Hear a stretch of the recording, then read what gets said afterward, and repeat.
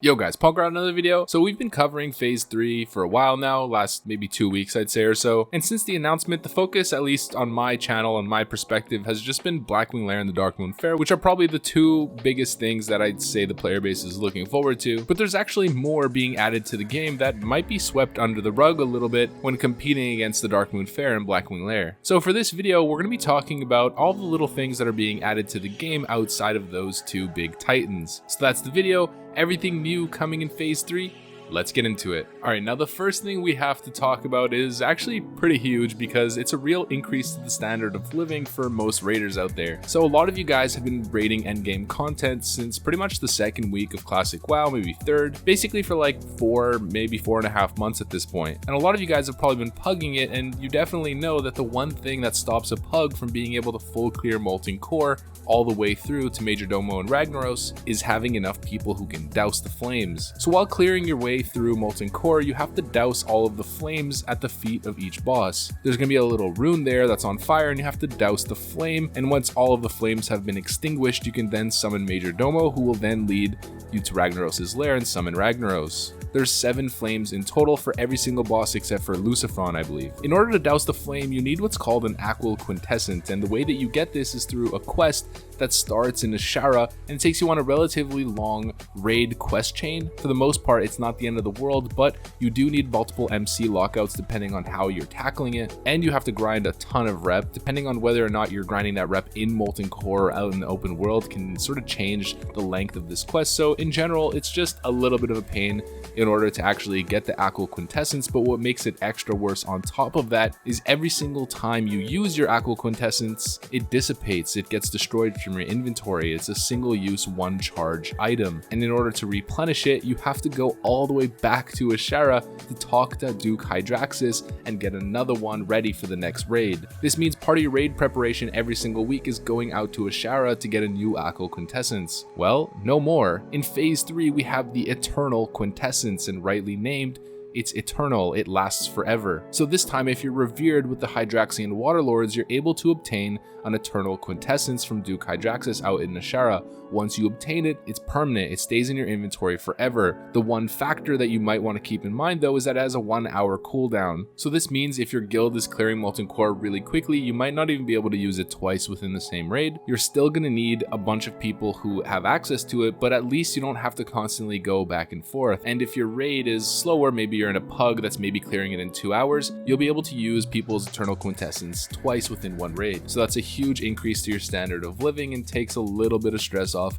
of raid prep. Alright, now one thing that I haven't heard people talk about at all are the rep rewards now available in phase 3. This is for 4 specific rep factions that you're able to get access to new rewards. Technically 5, but we're going to put Silverwing Sentinels and Warsong Outriders within the same one because one's Alliance and one's Horde, and it's basically the same rewards. So we've got the Argent Dawn, Thorian Brotherhood, Timbermass Hold, Silverwing Sentinels, and Warsong Outriders. So with the release of phase 3, all of these rep quartermasters are going to have items added to their list. So first off, let's start with the Argent Dawn. The Argent Dawn has some really nice recipes that are being added coming in the next phase. The first one that we've got is Girdle of the Dawn, which is a decent strength belt, nothing crazy. We've got the Dawn Treaders, and these are actually really good. So druid tanks out there that are looking to maximize their mitigation set and just have as much dodge as they can possibly stack, these are actually really nice. If they had agility on them, they'd be even better. We've got the Argent Boots, nothing crazy, don't really have to go into them. We've got the powerful Anti-Venom, which is actually really good considering that you can use this with first aid. All you need is a huge venom sac and you can make one.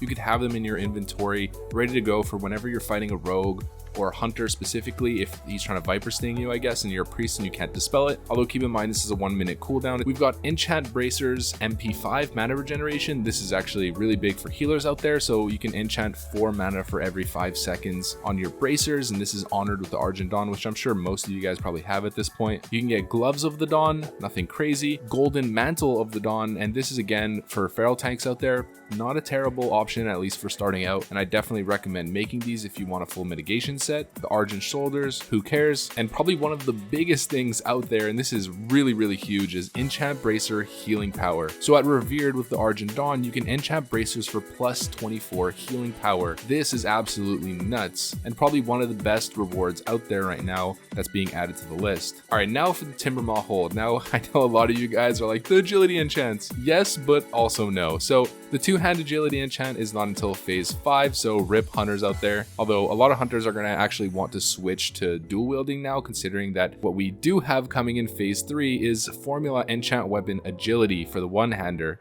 15 agility on each one-hander. This now, as a hunter, gives you the ability to start rolling on actual one-handed items that you might have been ignoring in the past. The warriors and rogues are gonna hate you for it, but who cares? You gotta do what's good for you and your family. The next one that we've got is Pattern Might of the Timbermass. You can just see it. Who cares? We've got a tailoring recipe for Wisdom of the Timbermass. It's better, but again, nothing special. We've got the Heavy Timbermass belt. This is actually pretty good, kind of similar to the Cadaverous belt. We've got Mantle of the Timbermass. Maybe if you're a healer, it could be okay. Timbermass brawlers, nothing special. And Heavy Timbermass boots. Not as good as the belt, but you know, you might want it. Now for the Thorian Brotherhood, there's something again that people are really interested in. Kind of similar to the agility enchant for one-handed weapons that we just saw with Timbermass hold. There's formula enchant weapon strength. Now on classic Crusaders, double stacking, so probably this isn't going to be a huge focus, and depending on your itemization, sometimes you actually want agility more than strength on a warrior anyways, but there might be some options for this. I'm not 100% sure. Oh, actually for feral druids, once you get to AQ 40 plus, you start using a one-hander. So you have like the Blessed Karaji Warhammer, or the one from Naxx called the End of Dreams, and strength is probably one of the best stats for feral druids, so you're probably going to want to put enchant strength on your one-hander for a feral,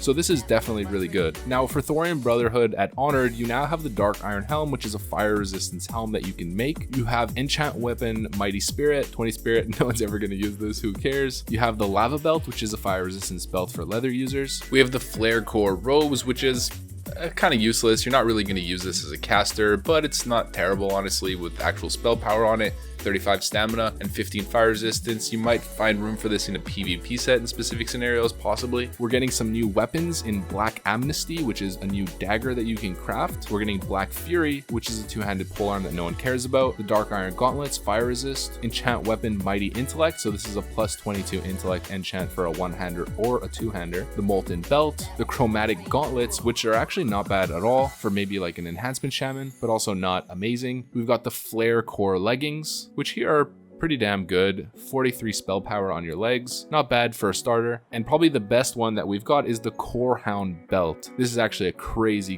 belt. It's one of the best in the game. It has 16 intellect, 12 fire resistance, and increased healing by 62. So that's definitely something that people are going to be putting a heavy focus on. All right, now at Exalted, we have a really special addition. We have the Dark Iron boots, which, okay, pretty basic, just plate resistance boots. We have the Ebon Hand, which is actually a really good starter one-handed mace with a really nice proc, but best on the list and probably the highlight of all of the Thorian Brotherhood rep rewards, we have something you've probably heard of a million times, Nightfall. So Nightfall is a two-handed axe that rep paladins, warriors could use on the side. This becomes especially more relevant later on when mages go fire and warlocks start actually scaling, but off tanks and rep paladins and stuff like that can have this axe to proc a 15% spell damage vulnerability on the target for 5 seconds, and you basically are just going to spam hamstring over and over again on an off tank to keep this on the boss as best as possible. Nightfall is actually insane, and I've seen fully buffed up warlocks with shadow vulnerability on the target from the Shadow Priest, Nightfall procking, and everything else crit for like 7,000 to 8,000 damage on their shadow bolts, so get ready for that. Now last but not least, we have the PvP rewards, which a lot of people actually thought were coming during phase 2.5 with the release, but that was specifically just for Alterac Valley. Warsong Gulch didn't have available a lot of the items that you might have connected towards that battleground, and this includes pretty much all of the items that you can get from there. So we've got the scaling rewards that you're able to get from level 19 all the way to 60 that actually get better the higher level that you hit. We've got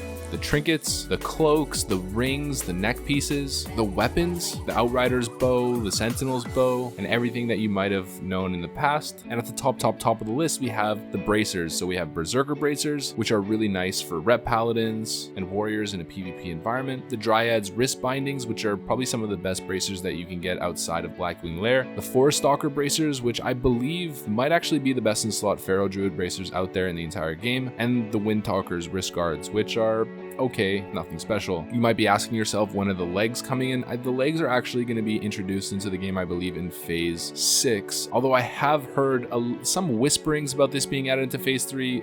With Blizzard, we actually have no idea. On Wowhead, it says added in content phase 6, and then you'll see some guides outside that'll say in phase 3. So I don't know, we might be surprised with these, but I don't think so, because these are like naxx level items, and I don't think they're going to be added until way later, basically naxx phase in phase 6. And on top of that, probably the best part of Warsong Gulch rep grinding, the tabard. You get this beautiful tabard. Here's the Alliance one, here's the Horde one. This is going to be available come phase 3. Now, the last major addition that we're getting in phase 3 are the class specific quests at level 50. So all of these quests involve a quest line, which is eventually going to take you into Sunken Temple. And at that point, you'll be able to get some pretty interesting rewards, some better than others. To be honest, some of the class rewards are like complete dirt, but a few of them are really, really interesting and, you know, compete with some of the pre-raid items that you can get out there. And some of them are even better. This video is already pretty long. I feel like it's going on for a while at this point. I don't know if we'll be able to put everything in, so we'll pretty much just end it here. But yeah, basically every single class is going to have a quest that takes you to Sunken Temple, and at the end of it, you're going to have a blue item that's pretty damn good, pretty raid ready at that point. And I might make a video entirely going over those rewards in the near future. Well, there you have it, guys. That's the video. As you can see, there's a lot that you might have not been aware of that's being released or coming to the game in phase 3. It's not just Blackwing Lair and the Darkmoon Faire. There's some really good stuff out there. I mean, look at those enchants. Enchant Bracers plus 24 healing, enchant one-handed weapon with 15 agility. There's some really good stuff coming game, not to mention the Corehound belt and Nightfall. So I hope you guys are as excited phase 3 as I am. I've been waiting for a really long time for this to finally be released. Getting a little bit tired of just having Molten Core in the game. We're gonna have access to some really interesting stuff going forward, and it should just get better and better each phase. So if you guys are as excited as I am and you enjoyed this video, make sure to leave a like, comment, subscribe, of course, you know the drill, soldiers. Hit the notification bell to be notified every single time I post a new video straight out of the render oven. And with that said, thanks for watching. I'll see you on the next one. Peace.